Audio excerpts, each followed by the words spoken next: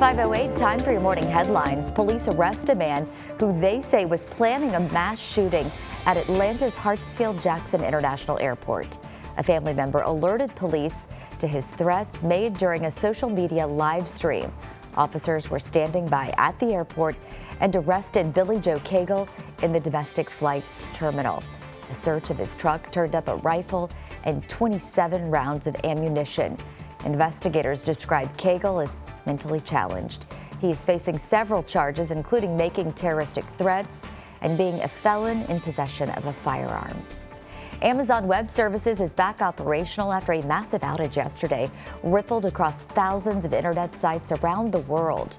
Users reported problems with popular platforms like Roblox, Venmo, and Snapchat.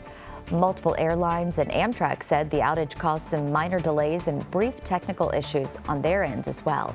AWS says the outage was caused by a, quote, underlying internal subsystem responsible for monitoring the health of our network load balancers.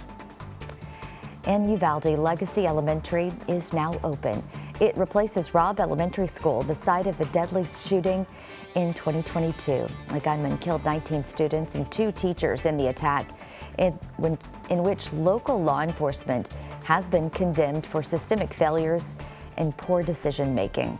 Uvalde's new school features a number of safeguards, including classrooms that have bulletproof glass and door sensors that will alert staff if a door is left open too long. And cranes were spotted outside the White House as demolition began for President Donald Trump's new ballroom yesterday. It will cost $200 million and is expected to be completed long before the end of President Trump's term. That is according to the administration. The new construction would replace the historic East Wing of the White House, which dates back to 1902.